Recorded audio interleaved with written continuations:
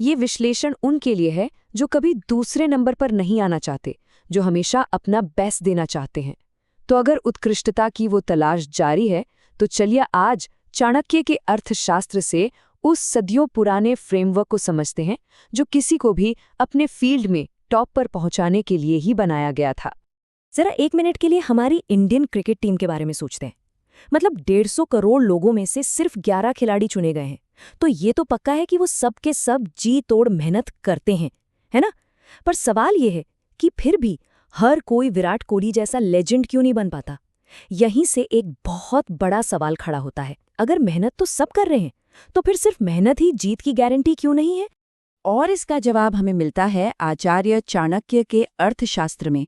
वो कहते हैं कि किसी भी फील्ड में एक अजेय राजा, जिसे वो विजिगीषु कहते थे, बनने के लिए सिर्फ मेहनत करना ही काफी नहीं है। इसके लिए उन्होंने 7 अंगों वाला एक फ्रेमवर्क दिया, जिसे सप्तांग मॉडल कहा जाता है। ये मॉडल उन लोगों के लिए एक तरह का ब्लूप्रिंट है जिन्हें सेकंड आना मंजूर नहीं। चलिए इस पावरफुल मॉडल को एक एक करके समझते हैं।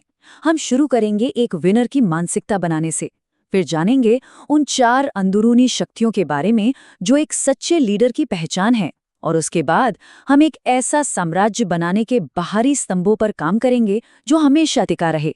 क्योंकि जैसा चाणक्य कहते थे, असली जीत बाहर से पहले अंदर शुरू होती है। तो चलिए सबसे पहले और सबसे जरूरी पहलू से शुरू करते हैं। सप्तांग मॉडल सिर्फ कुछ स्ट्रैटेजीज का कलेक्शन नहीं है, ये एक माइंडसेट है, एक सोच है, और यही सोच एक आम इंसान और एक विनर के बीच का फर्क तय करती है। अब एक बात समझना बहुत जरूरी है। चाणक्य का मानना था कि सप्तांग मॉडल का इस्तेमाल हर कोई नहीं कर सकता। इसे इस्तेमाल करने की काबिलियत सिर्फ उन लोगों में होती है जिनमें 4 खास अंदरूनी शक्तियां या बल होते हैं। तो ये एक तरह का एलिजिबिलिटी टेस्ट है जो ये पक्का करता है कि इस ज्ञान को इस्तेमाल करने के लिए कोई तैयार है भी या नहीं। तो इससे पहले कि हम साम्राज्य के 7 स्तंभों पर नजर डालें, हमें उन 4 बेसिक शक्तियों को समझना होगा जो किसी भी लीडर की नींव बनाती हैं। ये वो ताकतें हैं जो अंदर से मजबूती देती हैं। सबसे पहला है आत्मबल। इसका सीधा मतलब है ये जानना कि कोई भी अपनी परिस्थितियों का गुलाम नहीं है। फैसले लोगों या समाज के दबाव में नहीं, बल्कि अपने विवेक से लिए जाने चाहिए। आत्मबल वाले लोग, अब देखेंगे, भेड़ चाल से ऊपर उड़ जाते हैं। चाहे वो नौकरी का प्रेशर हो, शादी का या घर खरीदने का, वे अपने फैसले खुद लेते हैं। अगला आता है कोष बल। अब देखिए, कोष का मतलब सिर्फ पैसा नहीं है, इसमें टीम, टूल्स और यहाँ तक कि समय भी शामिल है। पर इस स्लाइड में जो सबसे दिलचस्प बात है वो ये है कि कोष बल का मतलब सिर्फ रिसोर्स इकट्ठा करना नहीं है, बल्कि कम से कम रिसोर्स में बेस्ट रिजल्ट देना भी है। जैसे भगवान श्री राम ने वनवास में बिना किसी शाही सेना के सुग्रीव के साथ मिलकर एक नई सेना बना डाली थी। और यहीं पर चाणक्य हमें योगक्षेम का सिद्धांत समझाते हैं। वो कहते हैं कि असली शक्ति सिर्फ रिसोर्स बनाने में यानी योग में नहीं है, बल्कि जो बना लिया है उसे किसी भी संकट से बचाने यानी क्षेम में है। और ये सिर्फ पैसे की बात नहीं है, ये सेहत, रिश्ते और स्किल्स पर भी लागू होता है। जो बनाया है उसे बनाए रखने की काबिलियत ही असली ताकत है। तीसरी अंदरूनी शक्ति है ज्ञान बल। इसका मतलब है कि जिस भी फील्ड में कोई राजा बनना चाहता है, उस फील्ड की उसे अल्ट्रा अवेयरनेस होनी चाहिए, मतलब पूरी और गहरी समझ। चाहे एलन मस्क हो, डॉक्टर एपीजे अब्दुल कलाम हो या प्रधानमंत्री नरेंद्र मोदी, इन सभी को अपने अपने फील्ड की जबरदस्त समझ है। ज्ञान के बिना आत्मबल और कोष बल भी बेकार हो सकते हैं।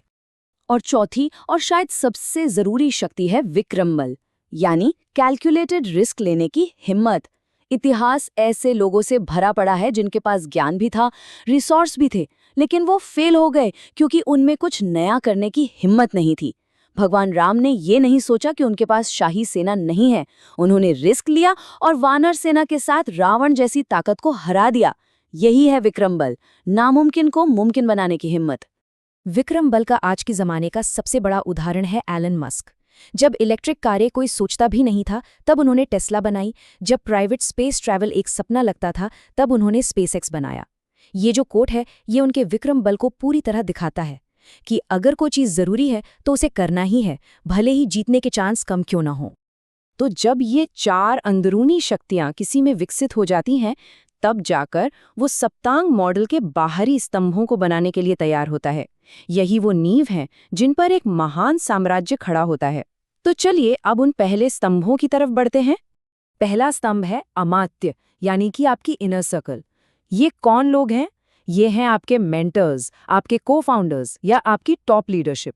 चाणक्य एक बहुत सीधी बात कहते हैं, हमेशा ऐसे लोगों के साथ रहो जो आपसे बेहतर हों। जैसे भगवान राम के पास हनुमान और जामवंत जैसे सलाहकार थे। जरा सोचिए, अगर किसी के पास हनुमान जैसा पावरफुल और लॉयल साथी हो तो उसके लिए कौन सी चुनौती बड़ी होगी। और ये सिर्फ पुरानी कहानियों की बात नहीं है।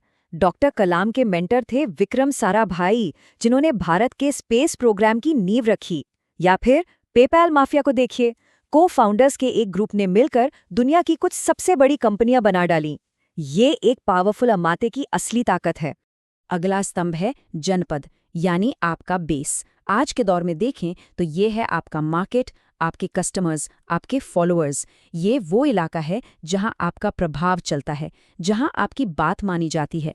एक वफादार बेस के बिना किसी भी लीडर या उद्यमी का असर बहुत लिमिटेड रह जाता है। इस बेस को लगातार बनाना पड़ता है। तो अब जब मुख्य साम्राज्य की नींव रख दी है तो बारी आती है उन स्ट्रेटेजिक एसेट्स की, जो उस साम्राज्य की रक्षा करते हैं और उसे एक पहचान देते हैं। चलिए अगले स्तंभों की ओर बढ़ते हैं। यहाँ 3 स्तंभ है। दुर्ग, यानी आपका सेफ्टी सिस्टम, जैसे पेटेंट और कॉपीराइट। कोष, यानी आपका खजाना, जहाँ फिर से योग क्षेम का सिद्धांत काम आता है। और दंड का मतलब सिर्फ पनिशमेंट नहीं है, ये आपके कोर प्रिंसिपल्स हैं, आपका नैतिक कंपास। ये वो अटूट वैल्यूज हैं जिन पर आप हर हाल में टिके रहते हैं, जैसे रतन टाटा की इंडिया फर्स्ट की पॉलिसी। यही आपके ब्रांड और आपकी विरासत की नींव बनती है। अच्छा, तो हमने अंदरूनी शक्तियों को समझ लिया और साम्राज्य के आंतरिक स्तंभों को भी देख लिया। अब सप्तांग मॉडल के आखिरी और सबसे बाहरी स्तंभ को समझने का समय है, वो ताकत जो आपके प्रभाव क्षेत्र के बाहर से आती है। आखिरी स्तंभ है मित्र, यानी स्ट्रैटेजिक सहयोगी। अब यहाँ अमात्य और मित्र के बीच का फर्क समझना बहुत जरूरी है। अमात्य आपकी इनर टीम है, जैसे हनुमान। मित्र बाहरी सहयोगी हैं जो मुश्किल समय में आपकी ताकत बन जाते हैं, जैसे विभीषण, जो युद्ध के बीच भगवान राम के साथ आ गए थे। ये मित्र कोई इंसान, कोई संगठन या कोई अवार्ड भी हो सकता है जो आपकी विश्वसनीयता को और बढ़ा दे। तो बॉटम लाइन ये है, जब कोई अपनी 4 अंदरूनी शक्तियों को सप्तांग मॉडल के इन बाहरी स्तंभों अमात्य, जनपद, दुर्ग, कोष, दंड और मित्र के साथ मिला देता है, तब जाकर वो एक अजेय लीडर बनता है।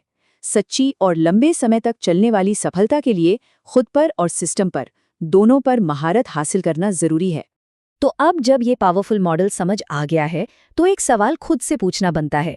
अपने जीवन या व्यवसाय को एक साम्राज्य की तरह देखिए। इन 7 स्तंभों में से कौन सा स्तंभ आज सबसे ज्यादा मजबूती मांग रहा है, और उसे मजबूत करने के लिए अगला छोटा सा कदम क्या हो सकता है? क्योंकि एक बात हमेशा याद रखनी चाहिए, सबसे बड़े साम्राज्य भी आखिर में एक एक ईंट जोड़कर ही बनते हैं।